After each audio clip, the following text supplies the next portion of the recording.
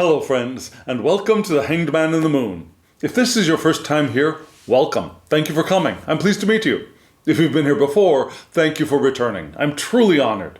Friends, if you are a returning visitor, you might recognize that this is part of a slowly progressing series, which I call 2 layers of practice. Yes, right now I'm in the middle of a year-long Deccan walk, which I called a different kind of Deccan walk, and there's a playlist on my channel. We're just beginning the first Deccan of Gemini as we speak. But I had a little extra time, so I thought I'd do another video in my series, 2 layers of practice. Now in this series, what I do is I lay out a spread. I start off with an oracle card, and from that oracle card, I develop a question that I answer with 3 or this time 4 tarot cards. And I read those 4 or 3 tarot cards 2 different ways. I read them basically the way that I coach my tarot mentees when I'm with them in our beginning tarot studies.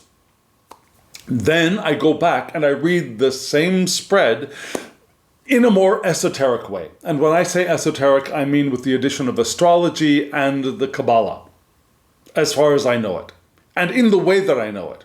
And in case you're curious about why I'm reading these cards the way that I'm reading them when we enter the esoteric information, I've got a whole series which explains my reasoning behind how I rediscovered these associations for myself and what they are. So I'll put a card up here for you to be able to click on, hop on over, and begin watching that series because it will explain what I'm doing. Yes? So, if you are ready for a video, I'm not going to say long, I'm not going to say short, but a video exploring the the period of the zodiac we call Gemini. Stay tuned. But before we dive into all of that, first let me say thank you. Thank you for doing all of those things that you do. Thank you for hitting the thumbs up button. Thank you for subscribing to the channel and hitting the alarm bell so you get notifications, because all of those things help YouTube promote the channel a little bit. And because of your actions, more people find us and our community grows, has been steadily growing for years. So that's all thanks to you. So thank you. Oh, also, those of you who comment in the comment section are a blessing to me. Thank you very much for leaving your thoughts, your ideas. A thank you, whatever you want to leave. I am grateful for all of that. Okay, friends, so I've got 2 interesting decks, both by the same creator. We're going to start off with the Oracle, and the Oracle card is in response to a very similar question that I ask during most of the videos that I record on this channel, which is, how can we live our lives more intentionally in some period of time? Yes? Generally, in the coming week is the period of time I have laid out, but for this video, I have decided to go with how can we live our lives more intentionally during the time of Gemini, during the Gemini season. Because that's what we're just starting now, right? So I will show you the Oracle card in response to that. We will read that Oracle card together. Then I will tell you the question I got from that Oracle card, and I'll show you the spread that followed from that, the spread that ensued, and we'll read that spread 2 different ways.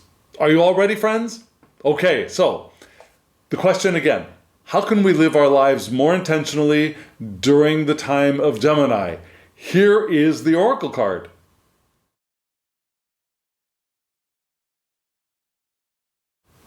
Do you agree with me when I say that this is a beautiful piece of art?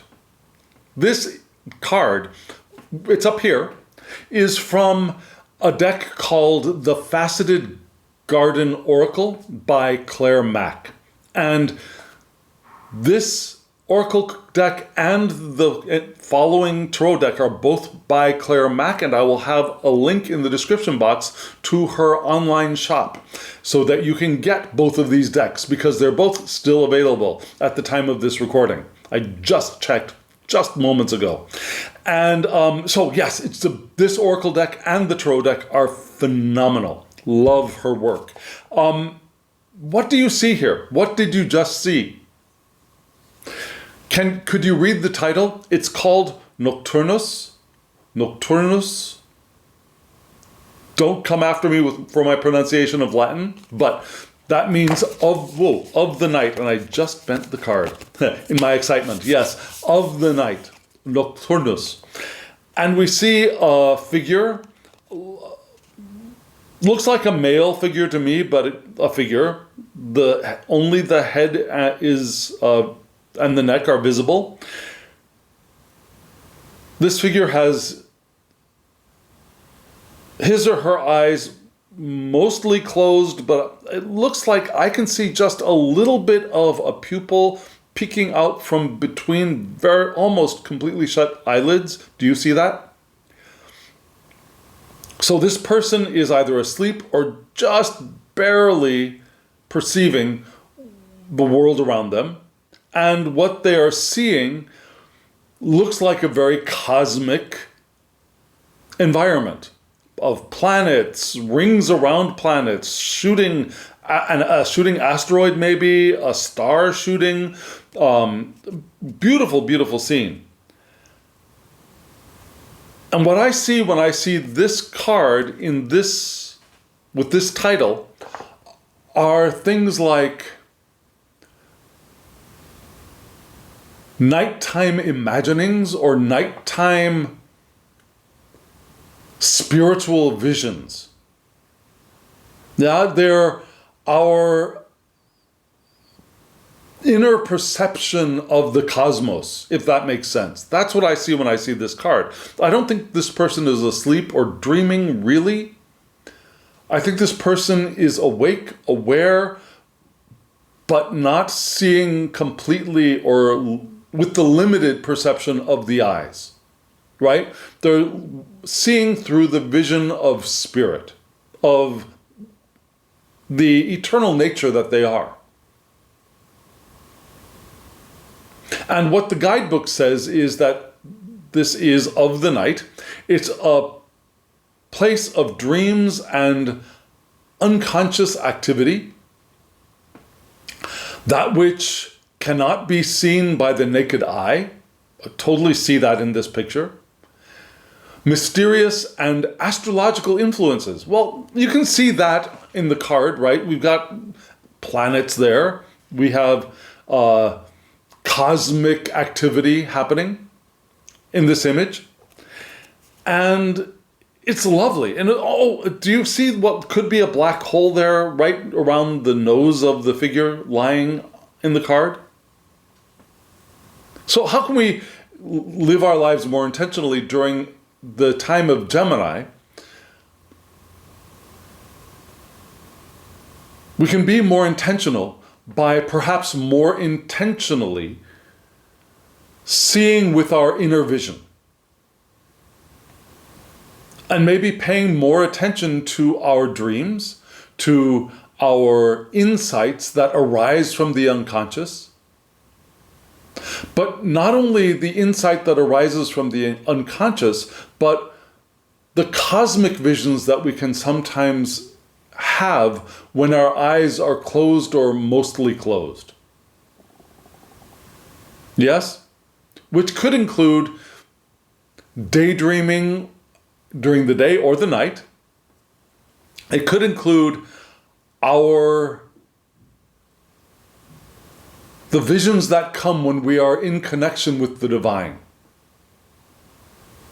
Have you ever experienced that? For example, I remember once, just one time, when I was seated in meditation, and suddenly an image of myself dressed in what I could only describe as sacred crone garb appeared. Yeah, I saw myself as an older female presenting person with a heavy, dark,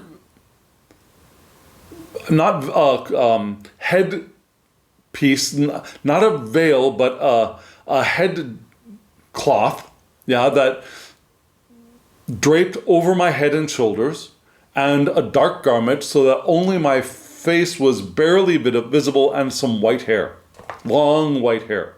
And that vision just appeared to me, and I saw that image and I thought, that is me. And I saw that vision as me, and myself, my own response was, I want to become that. If that makes sense, which is odd. I don't really have those kinds of thoughts very often, but at that time, I wanted to become a priestly crone. Yeah? So it's those kinds of images that, or those kinds of visions that we sometimes get that we may want to pay attention to more deeply, more clearly, more consistently during this Gemini period. And if you recall, did you watch that first video for the first decade of Gemini, Mercury and Gemini, where we were talking about the desire to view broadly, to perceive and know broadly instead of more focused and deeply? However, we have the talent to go deep and be focused, but our desire is to go broad and shallow. Yes? So, I'm thinking that the way to live more intentionally during this season is to, at times, rein it in and go deep with perception. Not necessarily going deep in book study, but going deep in perception and viewing deeply. And remember, as above, so below. So as we view deeply, we're also viewing universally. Yes, the deeper into the unconscious we go, the more we see of the universal mind. Does that make sense? So, yes, dreams. Yes, daydreams. Yes, those liminal spaces between waking and sleeping when visions may arise. Those are things to pay attention to in the coming 30 days. Well, it's less than 30 days when this video goes up on YouTube, but you know what I mean, during the Gemini season. Yes? That sounds really interesting to me. And so, can you guess what question I drew from this reading of this oracle card? Well, the question I drew was, what can we learn from the unseen realms? What can we learn from these deep, yes, psychic, as in not physically ocular vision, but psychic vision, viewing with the mind, viewing with spirit, these psychic visions? What can we learn from them? Does that make sense? Okay, so friends, I asked that question, and I pulled the tarot deck that I used, and I shuffled the deck, and I laid a peculiar, for me, spread. And what I will do is I will show you the spread, and then I'll talk about how I decided to use this spread and what it is. Are you ready to watch or to learn or to discover? Here it is.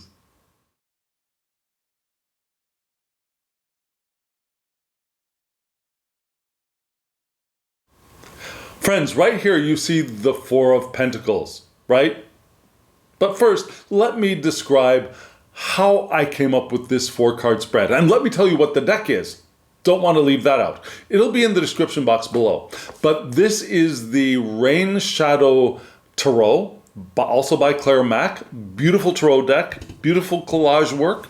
And just love it. I really do love this deck. I've used this deck before on the channel, and I really, really wanted to bring both of these out together for the Gemini season, because there is something about this deck that, yes, I can see where you would say that, no, this is an Earth deck, but there's something very Gemini about the way that these topics are approached for me. There's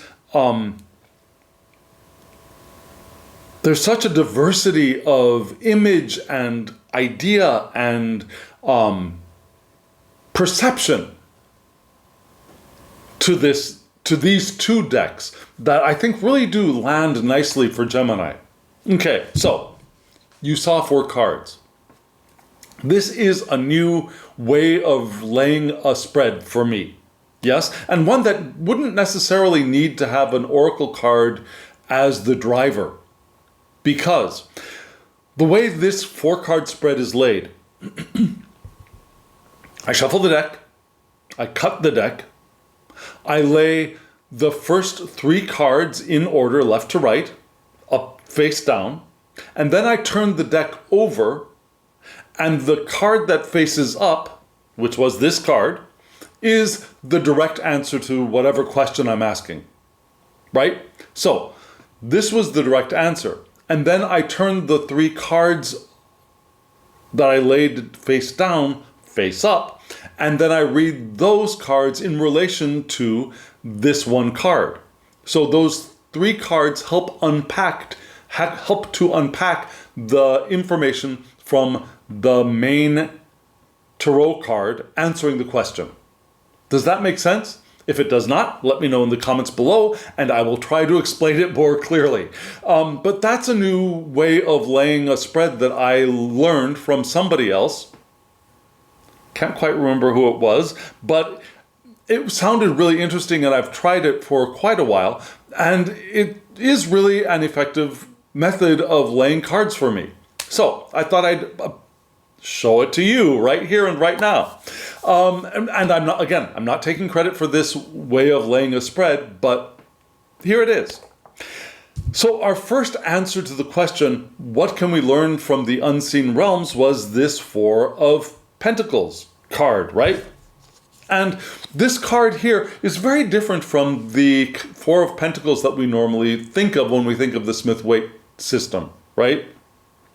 And I think this deck is primarily leaning into Smith-Waite ways of understanding the tarot, but this does not look like the guy sitting on top of a castle holding, or clutching, I should say, 4 pentacles, does it? Yeah? This looks like a person, probably a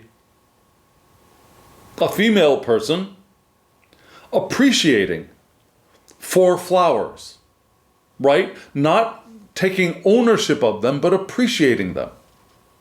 And I don't know, can you see a small bird there on the figures? It would be the left shoulder for you. Do you see that small bird-like image?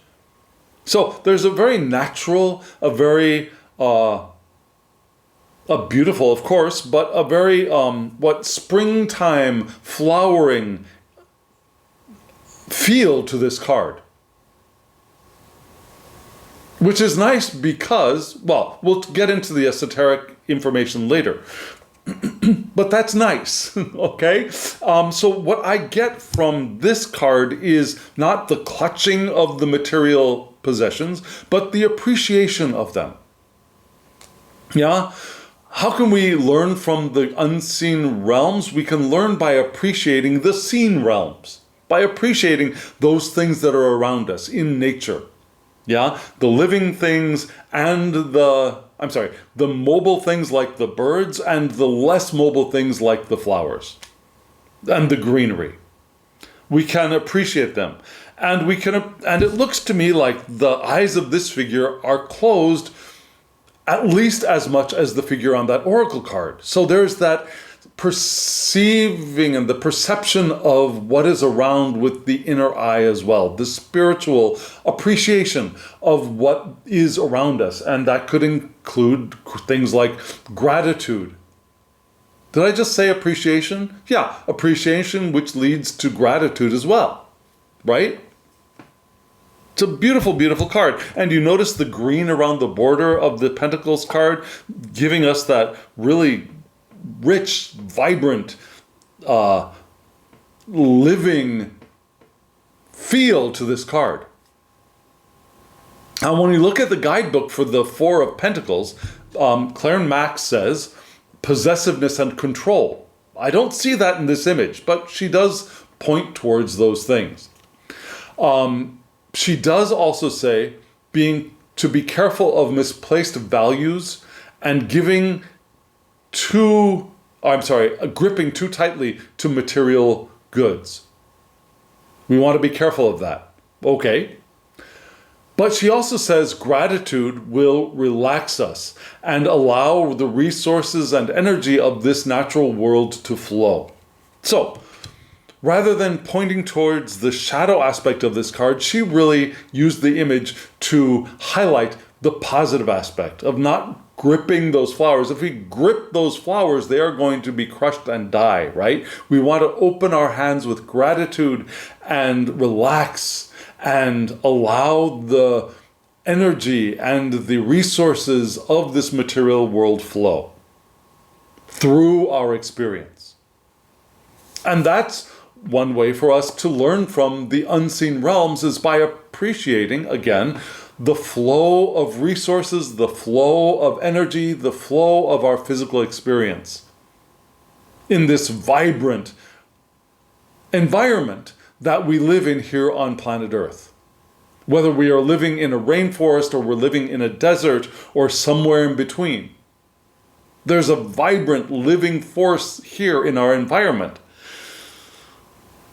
that we can appreciate. And that's how we will learn from the unseen, is through what we appreciate in the seen, probably. Yes? Does that make sense? Okay, so we'll come back to this card in just a little bit. But first, let me show you the three cards. Well, I'll show them to you right now. Yes? So, right here, we have the three cards from the tarot deck. I'm from the three cards that were in response to the Four of Pentacles. And you see, we have from the left to right, we have the World, this way for you, the World, the Hanged Man, and the Page of Pentacles, yet another pentacle, yes? And these cards are lovely. We see the World Woman, instead of floating in the air, she is standing. It looks to me like she is standing half in the sea and half of her body above the sea.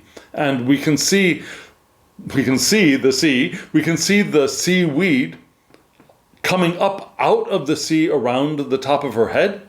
We can see a whale swimming around her torso at the bottom, her pelvis, yes. Her hair is in what looks like buns, two buns on the side of her head, or if you live in Korea, and you've been to a jjimjilbang here, a kind of a dry sauna, here in Korea, people will tie up their small-ish towel and put it over their head so that there are these two rings on the side of their head, and they wear it like a hat to keep the sweat from dripping down their faces. And it kind of reminds me of that too, but that's, I think, neither here or there. So again, we've got the World card and the Hanged Man. If you know me, you know my moniker is the Hanged Man in the Moon. Not in the world, but in the moon. But that'll be interesting. Yes, a little bit of foreshadowing here. The World card here being in the water is going to be very interesting when we get to the more esoteric way of reading that card. So stay tuned for that. It's interesting that the Hanged Man card, the bunny, is looking at what looks like a bunny-shaped pool or puddle of water right below him, her, them. And that there is another bunny behind the bunny in the foreground, which looks like it is looking at the bunny which is hanging. Yes? And maybe I should stop saying bunny and start saying rabbit, the rabbit that is hanging. And then we have the Page of Pentacles, which looks to me, my first feeling when I saw this card was the Little Prince. Yes, the Little Prince standing on this little itty bitty planet, floating out in the middle of space with a whole bunch of other planets around him, right? But then I looked deeper into that image, and we'll get to that in just a moment. I keep saying that this video, don't I? So when I see these three cards together, and when I'm working with my mentees on non-positional spreads, and this is a non-positional spread. These three cards responding to the Four of Pentacles are non-positional. Each one of the cards is not responding to a specific prompt. I'm reading these three cards together. And so the one thing I want to find out is how is the information flowing? Is it flowing from left to right, from right to left, from the center out, from the outside in?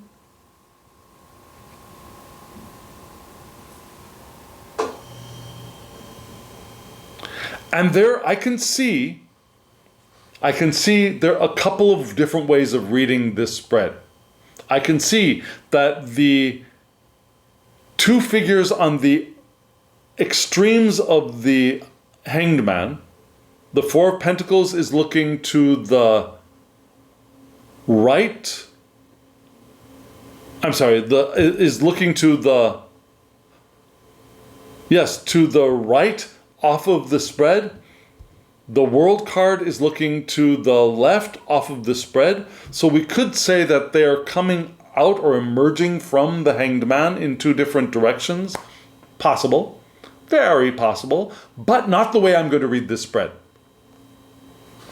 For two reasons. One, the World and the Hanged Man are, I think, in an interesting relationship for a couple of reasons. Yeah? They're both the number 1 and 2, right? The World is 21, the Hanged Man is 12. 2, 1, 1, 2, right? So there's that numerical relationship between the two cards. They're both major arcana, so that groups them together in a special way. And they're also looking in opposite directions, right? The World card is, again, looking off to the left for you, and the Hanged Man is looking off the right towards the Page of Pentacles, but still they're looking in opposite directions. They have their backs to each other. Do you see that? So what I see is that these two right now are in a kind of tension. And we maybe want that to resolve in the Page of Pentacles. Does that make sense? So, when we think of the World card, what do we think? We think of completion, we think of end of a cycle, getting ready for the beginning of another cycle. Here with her in the water, I see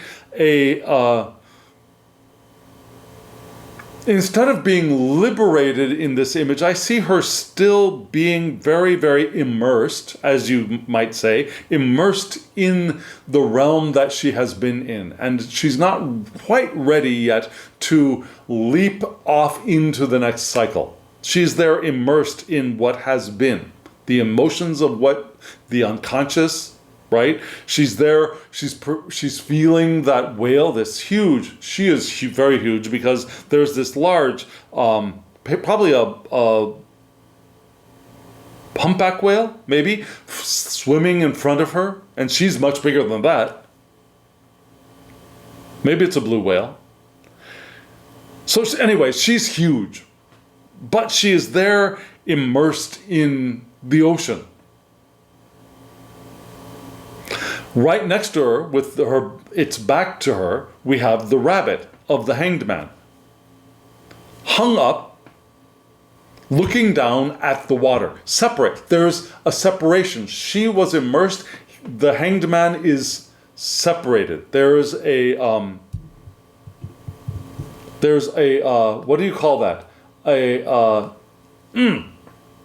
There is the word that I was planning on using when I looked at this card, and there a disassociation to the Hanged Man.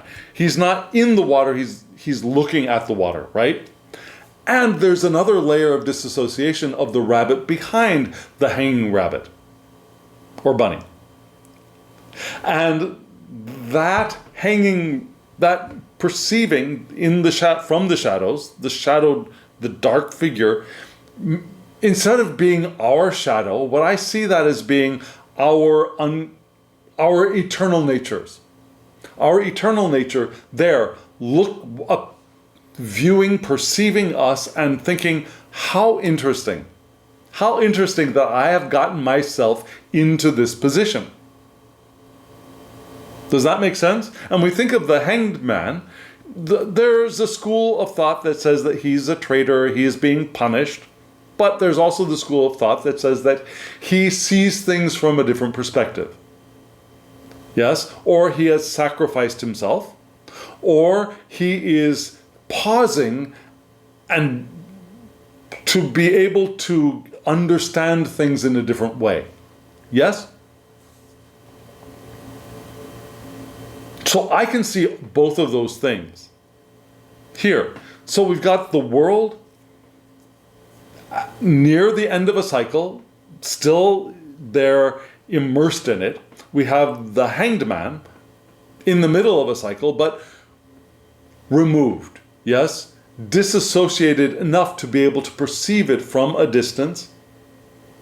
And then we also have the observer self watching the persona, dissociated persona, viewing from a distance. And right now, those two aspects, the immersed and the layers of disassociation, are separated. But again, I think we want to bring those elements of our psyche together to become the Page of Pentacles. And when I see this card, like I said, the first thought was the Little Prince. There's that innocence. There's the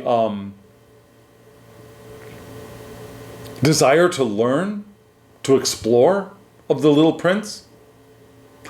But then when I really looked at that image a little bit more closely, do you notice the art style of that figure? I recognized something about it. So I did a Google search. I did an image search. And I came to know that this was an image, this is an image. It's a painting by Giotto. It is of Saint Francis. It is on the walls of the Basilica of Saint Francis of Assisi, Basilica di San Francesco d'Assisi in Assisi, and it's from the upper basilica. There are two basilicas of this cathedral, of this basilica. There's the upper and the lower. This is in the upper basilica. And it's an image of Saint Francis of Assisi, giving his cloak to a poor beggar. Now, so there's that generosity there, giving of the self. Now, what do you know about Saint Francis of Assisi? Let me tell you a couple of things. There's an innocence to Saint Francis of Assisi as well. There's a naivete to Saint Francis of Assisi as well. There's also an appreciation of the natural world of Saint Francis of Assisi. Now, San Francesco di Assisi, Saint Francis of Assisi, wanted to be a knight, not day knight, but like a knight fighting in battles. So, During the Fourth Crusade, he got all ready to go off and fight in the Crusades, and before he was able to leave Italy, he got sick with malaria and had to give up that journey and went back home to get better. And then he decided he'd try another way to become a knight. So he got all ready, and guess what happened? He got sick again, and that plan had failed. And then because of an intercity war, he ended up in prison for a short amount of time. And that is where he began his spiritual journey, his conversion, as we say. And he went on to found the Franciscan order. But before he did that, he was wandering out in the world. And well, one of the events of his life was the giving over of his own cloak to a beggar. He also kissed a leper, something you did not do at that time especially. He also went to pray in a church of San Damiano. And when he was in prayer, he heard the voice of God. And the voice of God said to rebuild his church. Now, God love him. St. Francis thought, oh, I'm in this church that's crumbling. God wants me to rebuild this church. Now, in hindsight, that was a cute thing to think, because really what ends up happening is St. Francis of Assisi begins an order of monks that is geared at preaching the gospel out in the world and rebuilding the church as the Catholic Church, not a specific church, the Catholic Church. Yes? So, there's that naivete of St. Francis, that innocence of talking to animals, giving sermons to animals. That is delightful, and very much, I think, a page of Pentacles image. Now, I don't know if Claire Mack is Catholic or Anglican or Episcopal or any one of the Christian denominations that has an appreciation for saints, but that is who that image is. And I think it's really wonderful for the Page of Pentacles. So when we bring these perspectives of ourselves together, we can have a more delighted and delightful and innocent and naive perception of the world around us, and seeing the divine in all that is around us, and being willing and able and excited to learn and receive information from the divine. Which seems like a really great response to that question of what can we learn from the unseen realms, and having the Four of Pentacles being that first answer. The culmination is we do the gratitude of the Four of Pentacles in a Page of Pentacles way. Now, how does Claire Mack herself read these three cards? Well, Claire Mack in the guidebook says, for the world, wholeness, completion, unity, and self-realization. All wonderful world card ideas, right? She says to allow the borders of your micro view to dissolve. So there is that allowing perception to dissolve, from having the world pasted to the end of our noses to dissolve for a wider perception. Recognizing that there is no separation between self and the world. She also says to enjoy the realization of having reached our potential and embracing all of the experiences we've had until this point to prepare for the next adventure. So there's that aspect of the world. Now, when we get to the Hanged Man in her guidebook, she says to surrender. Again, another surrendering, right? New perspectives, reflection. Great. She warns that a trapped mind will lead to stagnation.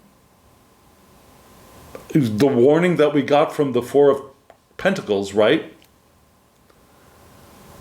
But it's possible to avoid trouble if we pay attention to our surroundings and our bodies. So pay attention to the body, pay attention to the world around us, and to reflect on ourselves before changing paths, to reflect on ourselves and our experience before we change paths. So there's a self-reflection here. There's a dissolving and a widening of perception in the world. And again, I think we want to combine those two to embody the Page of Pentacles, which for Claire Mack is enthusiastic exploration and manifestation. Yes, being ready to explore the universe with a sense of wonder. By integrating those aspects of self, of the world and the Hanged Man. Yeah, harnessing our energy and staying grounded with appreciation for the natural world. We want to harness our energy to explore while we stay grounded in our appreciation for the natural world. So we create and we're appreciative of what is. And that's how we can learn from the unseen realms through the Four of Pentacles, which was being careful of being possessive, allowing and being grateful for the flow of resources and energy. Can you see how that Page of Pentacles and the Four of Pentacles are echoing each other and connect with each other? Okay, friends, so I'm going to show you this spread once more, and we're going to dive into the esoteric understandings of these cards and see if we unearth some more information. Here's the spread once more.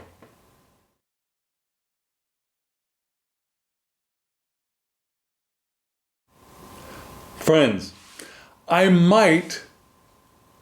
me tell you, just as a little bit of inspiration. Yeah, I've got a picture of St. Francis on my wall in front of my face right now. I also brought my little itty bitty brass, a decorative image of St. Francis talking to birds. Here, maybe I'll take a picture of it and put it up. This is a reminder of the canticle of the sun and moon, I think. But it's a beautiful image of very old, so it's not, maybe you won't think it's so beautiful because it's very, very tarnished. But it's a lovely image of St. Francis in a very rustic style. And maybe I'll put an image of it up here. But let's get back to the reading. I've got him here for inspiration. So let's start off with the Four of Pentacles again. Yes? So I will also have the Tree of Life here for you to see, because it really is interestingly organized for this particular spread. So you see that the Four of Pentacles is there in Chesed, right? Because fours are the fourth Sephirah, which is Chesed, which is loving kindness. And when we see this image, I can see loving kindness radiating from that face of the woman. Can you? It's a lovely, lovely image. I love this. I love this deck. And esoterically, looking at this card, the Four of Pentacles for us now is the first decan of Taurus, which is ruled by Mercury. So we have Mercury in Taurus, and we have fixed Earth's vital attributes entering our spread right here. And upright, this card says to me, holding value. Not clutching value, not clinging to value, not... this is the back of this deck. Yeah, this is what the backs look like, just in case you're curious. But holding value. Yeah, appreciating value. Holding things as valuable. Does that make sense? Also achieving lasting results. Yeah, easily I mean, being able to just bit my tongue. Being able to satisfy our desire for wealth, security, and status. That's all Tauran, right?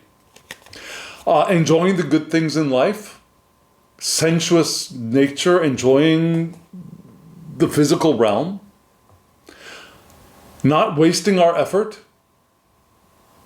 right? Especially not on non-productive enterprises, right? We'll put our effort into things that will produce, but if we see that something is not going to produce, that's not worth anything to us. Does that make sense? Okay, so we are good at money management with the 4 of coins. That's good. We have a determination. We're going to move slowly. It might look plodding to other people, but we're moving at our own pace, and we're going to get to that finish line at our own pace. When this card is upright, we think of a question, what needs to be held or preserved? Yes, what needs to be held or preserved? So, what can we learn from the unseen realms? We can learn appreciation. We can learn to do things at our own pace. We can learn to see what we can assist in preserving.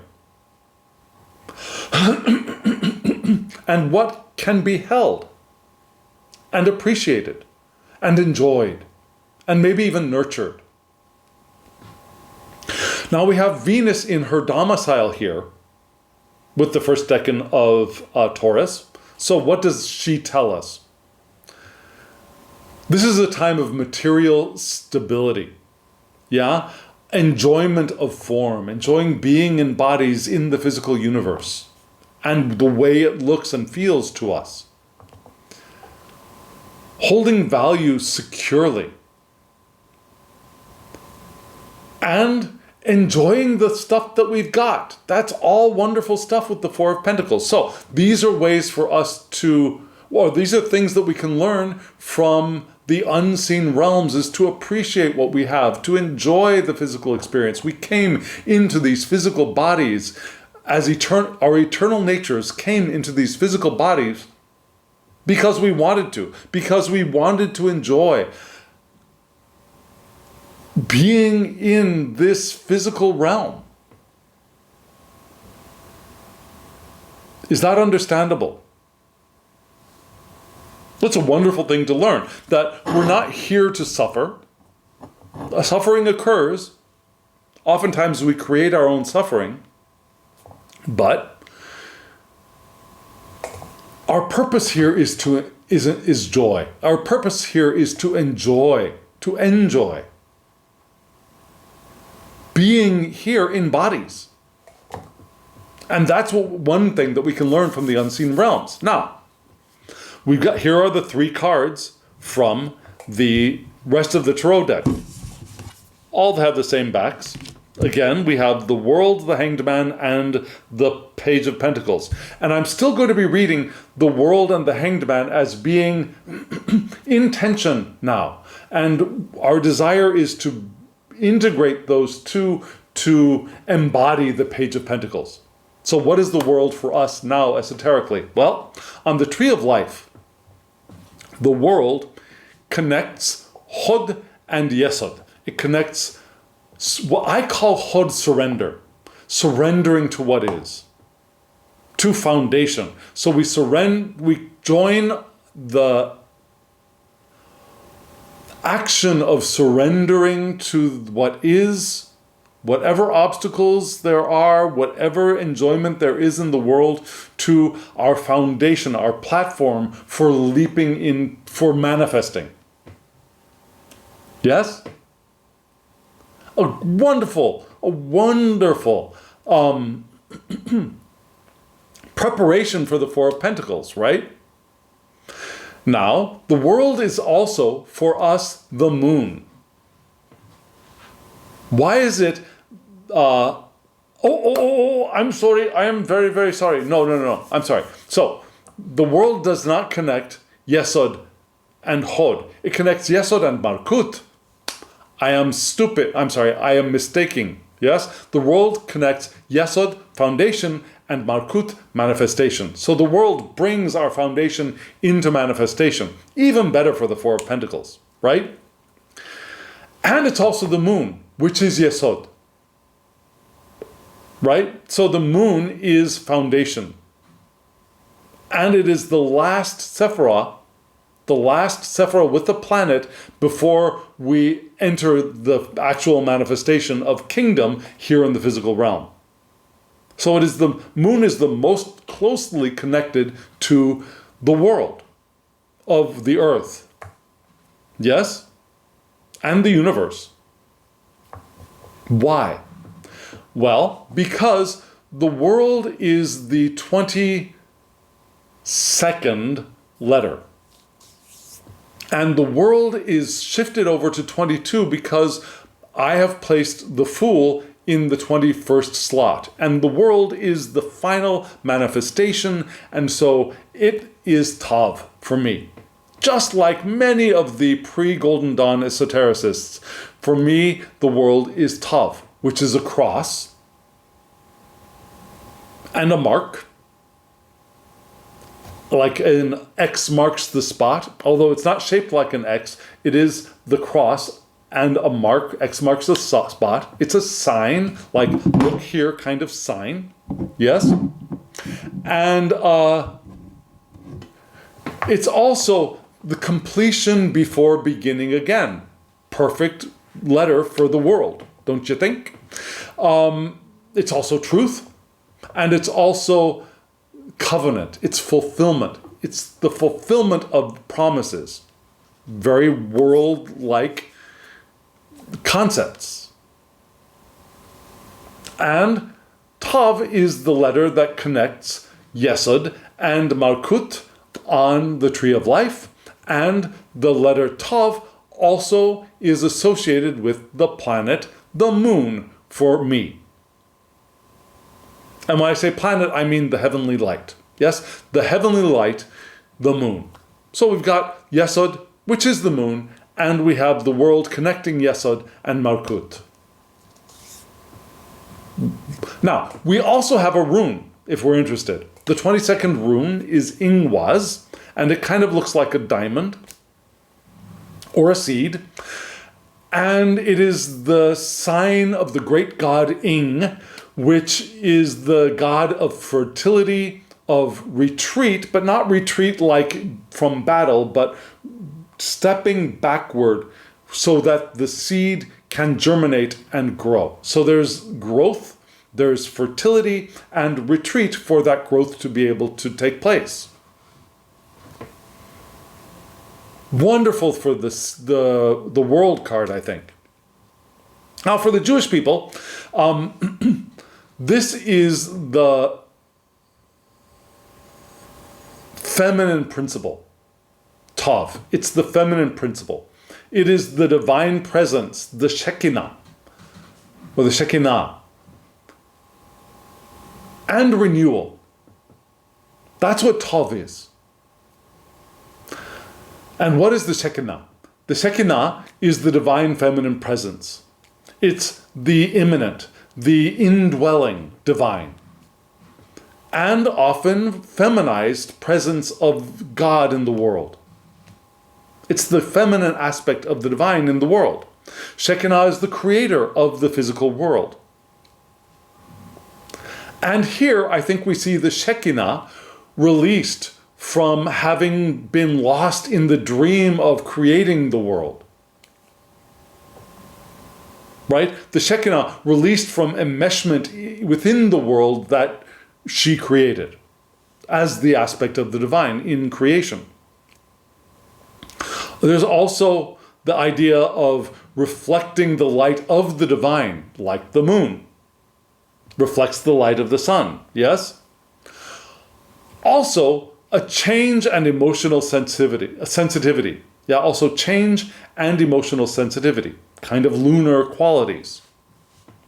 So, because we've got the moon, because we've got that changeableness, because we've got the way the moon affects water, having the world card here immersed in water is very poignant, I think. Because the moon is moving those tides that the world figure is standing in with the whale swimming in front of her. Does that make sense? It's all very interesting, I think. So, but what is that pointing us towards? It's pointing us towards our embodiment of the divine creative element, of recognizing the indwelling presence of the divine within ourselves, and ourselves as having the potential to reflect the divine, but also recognizing that we are in the midst of change and we may be emotionally sensitive. But we are where we are, which is here. Yes, even though we have the potential for liberation now and moving on to another cycle, we are where we are, which is here. As we are moving into manifestation, eternally incarnating. From foundation to Malkut, we are eternally incarnating from moment to moment, from the ever-present, in the ever-present now, from moment to moment to moment to moment. That's how we begin. And the other aspect is the Hanged Man, which is, for us, associated with Libra, which is Venus, which is ruled by Venus. Just like the Four of Coins is ruled by Venus, so is the Hanged Man with Libra. Four of Coins, Four of Pentacles was Venus in Taurus. Now we have Venus in Libra. Yes? Why? Because the Hanged Man is the 12th card, which points towards the 12th letter of the Hebrew alphabet, which is Lamed. Yes? And Lamed, which is an ox goad, but also a teaching staff. It's also the action of teaching and learning. It's also aspirations. And our heart striving upward. Here from the material realm, our heart is striving up towards the divine. Yes, here we are, and that Lamed is connected with the astrological sign of Libra, which brings cardinal air's vital attributes into our reading. And remember, air and earth are elementally ill-dignified. So the air in the Hanged Man and the earth of the Pentacles are a little uncomfortable. Just something to remember. And the Hanged Man connects Hod and Yesod. Yes, Hod and Yesod. The Hanged Man connects, what did I say it was? It's surrender, yes. Surrendering to what is, very Hanged Man, to our foundation. So the Hanged Man moves from this surrender to what is into a foundational pre-manifestation in Yesod. Okay, so it also connects to the rune Jeddah, which kind of looks like two a greater than and lesser than symbol joined together. And Jeddah is the rune for harvest. It's the rune for reward, also harmony, good for Libra, and abundance and cycles of life. So we have those cycles as a substrate of the Hanged Man as well. And balancing things with Libra. And with Venus, wanting everybody to get along, yes? So a positive aspect of Libra is harmonious relationships. We want to get along well with other people and the rest of the environment. We want balance and we want openness. Yeah, Venus wants open connection, right? But for the Hebrew astrologers, from what I understand, Libra also points towards divine judgment. Because all human deeds, no matter how good or how bad, are weighed on a scale in relationship to the divine, and even the best are found lacking. Yes? But they're weighed in a scale to determine the fate of individuals for the coming year. That's part of the Libra aspect.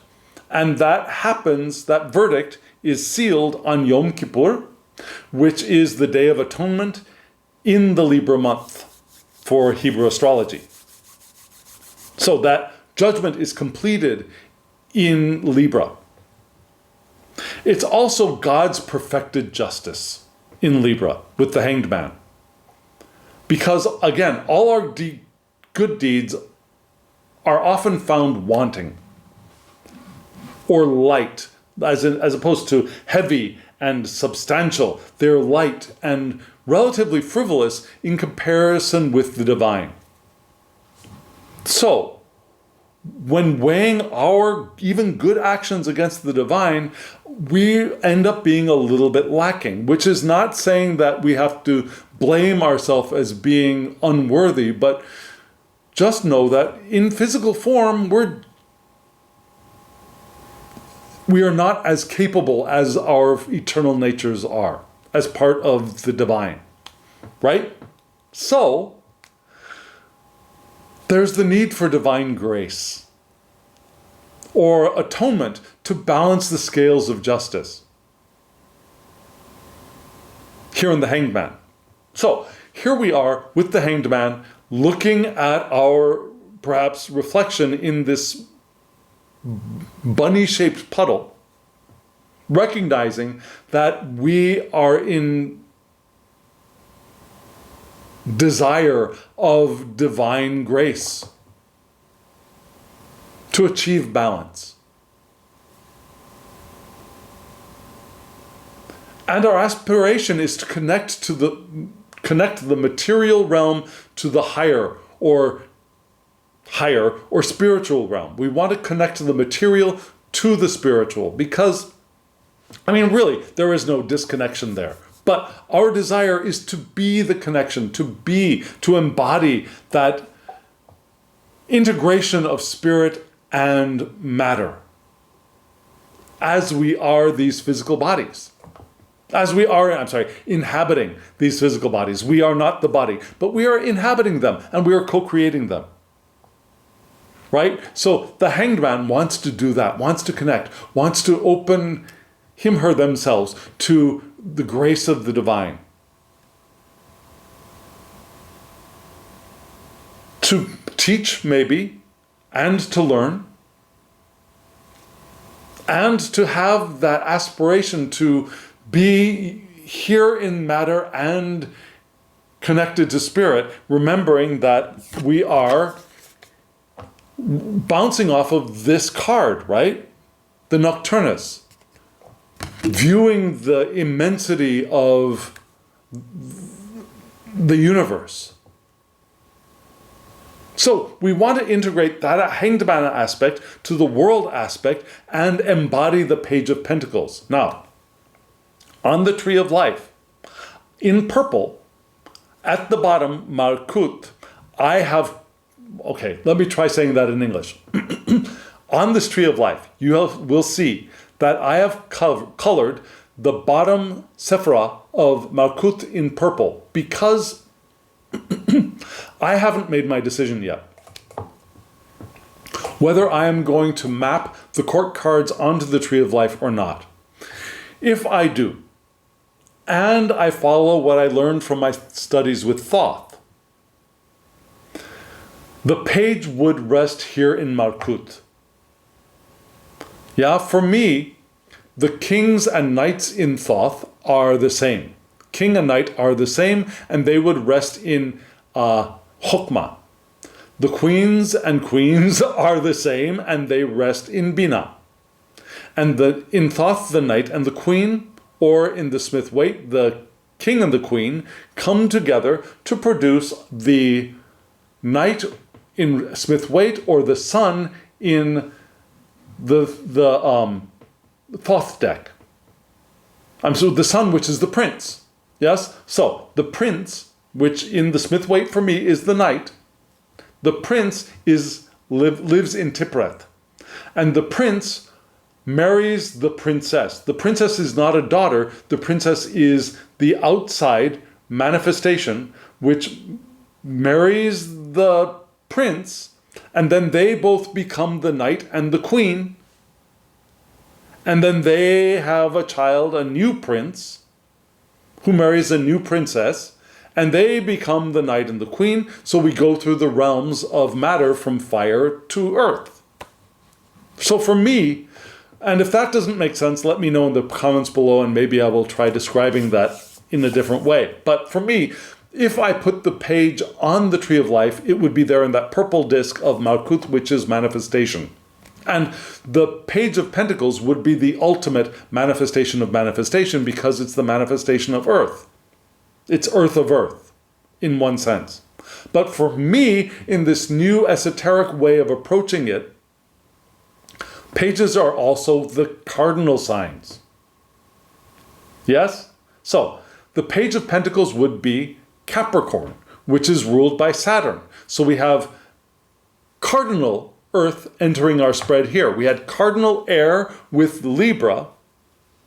Now we have cardinal Earth with Capricorn, which is elementally ill-dignified and uncomfortable with each other. But perhaps when the Hanged Man in Libra and the Moon world integrate, that ill dignity is ameliorated, is eased, so that we can flow directly into the earth. Yes? Now, because it's a page, I also add Mercury into the mix, because for me, pages are also the messengers. They are Mercury. So we have Mercury in Capricorn, which is ruled by Saturn. What does that tell us? Well, for me, that is mental focus. Mercury, mental qualities, focused on the material. Disciplined and organized thought. So as we bring the world and the Hanged Man together, our mental acuity, our mental focus is sharpened, and and organized. We can communicate well. Mercury again. And our communication is professional, cautious, and direct. Capricorn. We confront the truth, and we move towards our long-term goals. Capricorn. We can do all of that. We can, now with the Page of Pentacles, we get very enmeshed, we get very,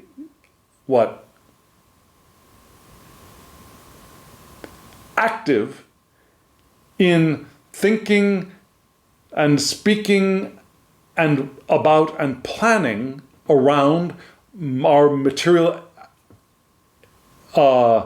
interactions in the world. Yes?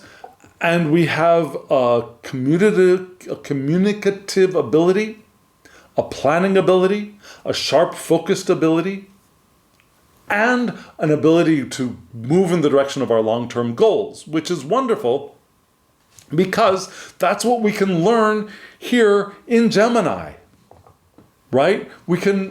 Our minds, remember, Gemini is ruled by Mercury, and here Mercury is landing in a Saturnian Capricorn environment and communicating and planning and moving towards a goal. Maybe cautious, but direct. Being all cardinal as they are. Does that make sense?